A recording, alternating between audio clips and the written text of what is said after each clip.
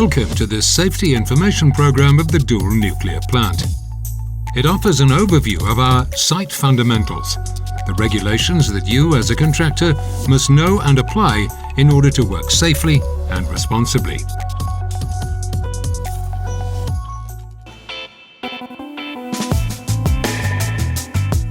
When you arrive at the nuclear power plant, follow the signs to the car parks. If you need to bring materials or vehicles inside, follow the procedure that will be communicated to you at the reception.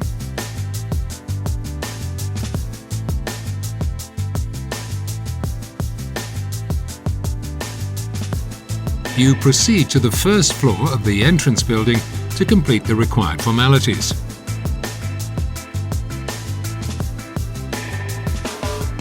You will also need to take a test on what you learn in this program.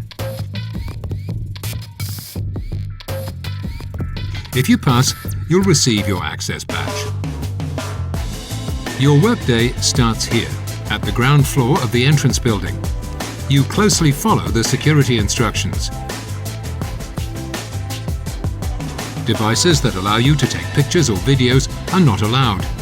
You leave them behind in your car or in one of these lockers. Your badge now provides access to the site.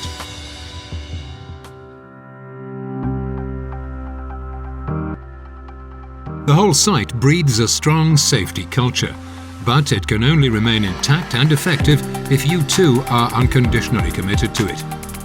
Just like your colleagues, you take full personal responsibility for nuclear safety.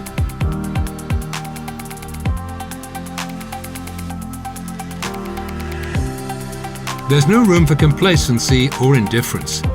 You must continuously challenge whether existing circumstances or work conditions are safe and effective. This way, you can identify risks that could otherwise result in errors or wrong actions.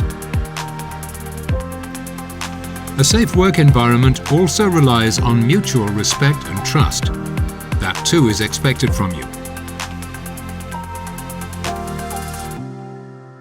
Should you notice a problem that could adversely affect safety, ensure that it's quickly identified, thoroughly evaluated, and immediately addressed and corrected.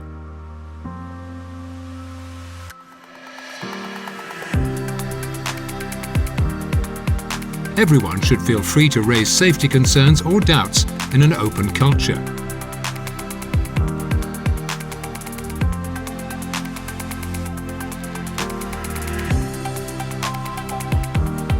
To avoid mistakes, you always apply the most suitable error prevention methods, like the human performance tools.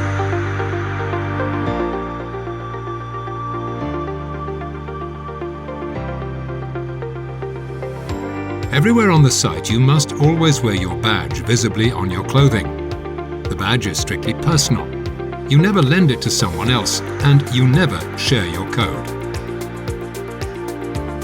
Some information is sensitive and requires a clean desk attitude. You never leave this kind of information unattended on your desk or on a printer. You respect the confidentiality levels indicated on the documents. You only use approved electronic devices.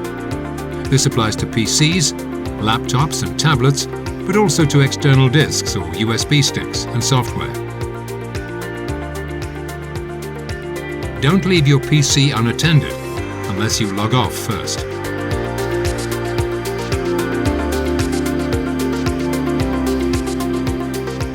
Even in the safest environments, risks can never be totally excluded.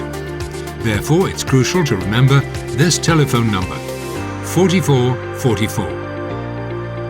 It's your direct line into the control room to notify of risks or emergency situations which can lead to the activation of the emergency plan if necessary. When you discover a fire, smoke or flooding, call 4444. When you notice a spill or a leaking hazardous product, call 4444. Do you notice a suspicious situation or a breach in nuclear security? Call 4444. Do you witness an accident with one or more casualties? Call 4444.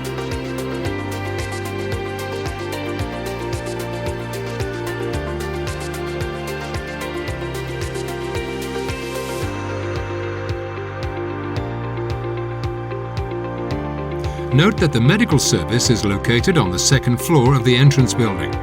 This is where you go for any major or minor treatment when you get injured or don't feel well. Pay attention to emergency exits and fire doors. They should always remain unobstructed. In case of an emergency, you could hear one of the emergency signals. There's a network of alarm horns and loudspeakers. You'll find the different signals on the back of your badge. We will briefly go over these signals.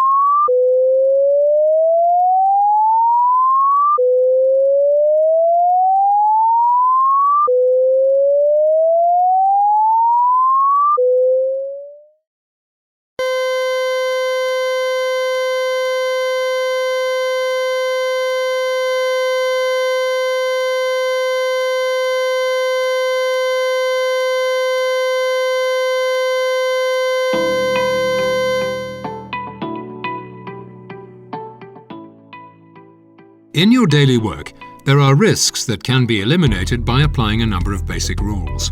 We call them the life-saving rules.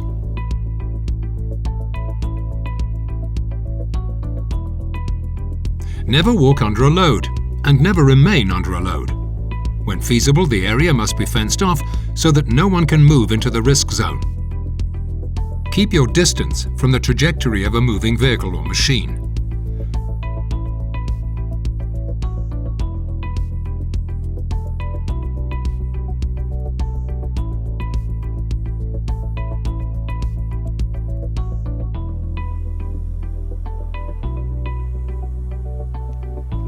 When working at height where collective protection is not possible, always wear your safety harness, with a suitable lifeline attached to the highest possible anchor point.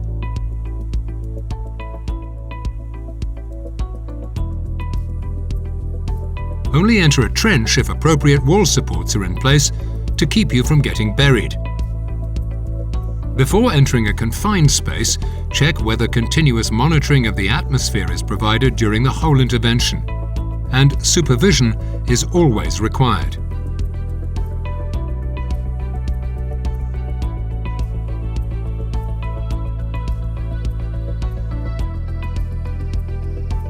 Before starting hot work like welding or grinding, verify that there is no risk of fire or explosion, and take the appropriate measures if needed.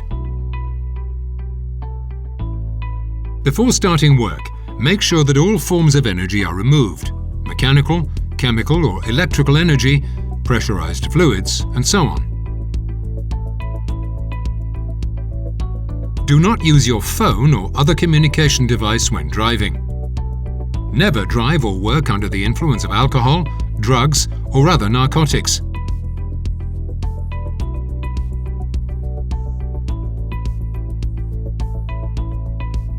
Always wear the correct personal protection.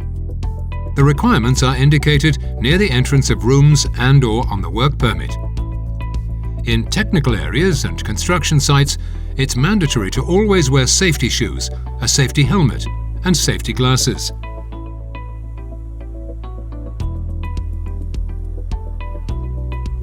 In demarcated areas, always respect the signs and instructions on the information panel. If you need to work with hazardous products, know how to recognize them from the pictograms. You are only allowed to use them if they were approved after a thorough on-site analysis and added to the database. Once your work is finished, store all hazardous products in a safety cabinet. Abide by the separation rules in storage areas and cabinets. For example, never store oxidizing products near flammable substances. Always use a liquid-tight containment system to prevent leaks to the soil or sewer system. Some installations can still contain asbestos. This will be indicated by pictograms or by an entry in the asbestos register. It's not allowed to work in these installations. When in doubt, whether asbestos is present or not, contact your supervisor. You surely share our environmental concerns, so always treat waste appropriately. It's best to avoid waste at the source, but if that is not possible, it should be sorted appropriately. When in doubt about certain types of waste, contact the environmental department.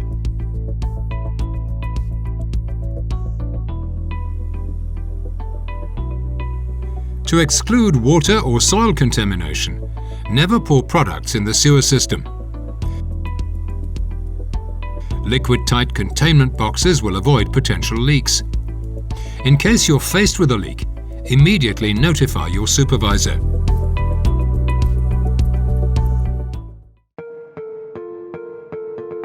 For all hot work, such as grinding, welding or burning, you need to obtain a fire permit.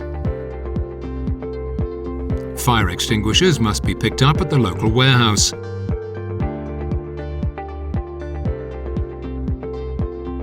Fire doors must remain closed at all times. If there's a need to block such a door in an open position, notify operations. Remove all flammable waste from your work area daily. Deposit the waste in the suitable waste bin. Protect gas cylinders from falling over. Before and after use, the valve must be closed. A properly filled-in identification card is required for every cylinder. There is a general smoking ban on the site. The only exception is in the designated smoking areas.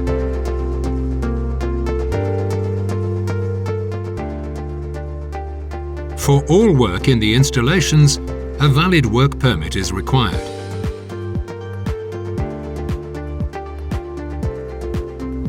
Every work area has an information panel mentioning the person responsible for the area and the pictograms that apply. Keep your workspace orderly and clean. Before leaving, store all tools and materials. You seal everything with the correct pink FME material. This prevents foreign objects from entering the installation and potentially causing damage. Should something fall into the installation still, report it to your supervisor.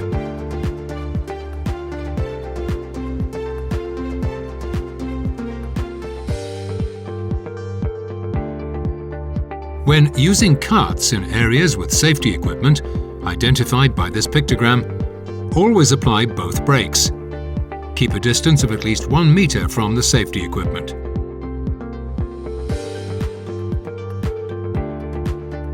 To be allowed to operate cranes or other lifting equipment, you need to be trained and certified.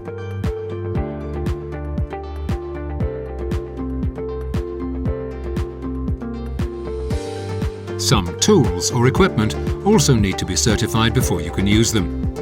Check the color code at the local warehouse.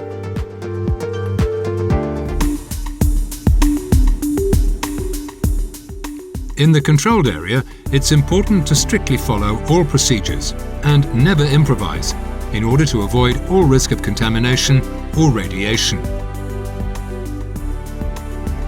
Radiation can be compared to the sun's rays. Too much exposure will damage the skin unless you take away the risk by moving out of the sun. Radioactive radiation is similar. Once you move out of the radiation field, behind a wall or LED screen, the impact is mostly or entirely gone. Contamination can be compared to walking in the rain. The raindrops stick to your skin and clothing, causing them to become wet. On everything that you then touch, some moisture will be left behind. Radioactive contamination is similar. It too will stick to your skin or clothing, and when you touch other objects, it will be passed on, just as with the raindrops. In case of external contamination, some contaminants have landed on your skin or clothing. They can easily be removed by washing yourself and by removing your clothing and having it cleaned. In case of internal contamination, radioactive contaminants have entered your body. This can happen via an open wound, by eating contaminated food, or by inhalation, breathing radioactive contaminated air. The unit to express radioactive contamination is the becquerel. The unit of radioactive radiation is the sievert, or, for practical use, the millisievert. Depending on the intensity and the duration of the exposure in the radiation field, the dose will increase.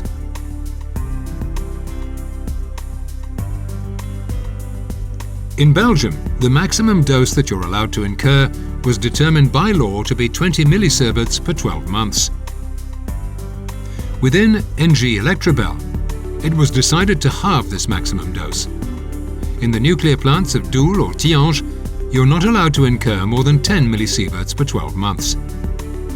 If you have already been exposed during work abroad, you have to convey this information to our dosimetry service so that they can calculate what maximum dose is allowable for you here. The electronic dosimeter constantly measures how much dose you incur and what credit you still have in terms of allowable exposure.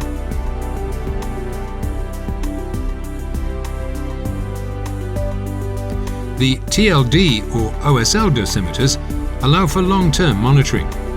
They accumulate the dose over several weeks. The meters are read out with special equipment. This dose is reported as the legal dose. Women who are pregnant or suspected to be, or who are breastfeeding, must immediately inform the medical service. The controlled area is then no longer accessible for them. In the controlled area, various pictograms warn of the potential hazards. Always correctly apply the rules that are posted.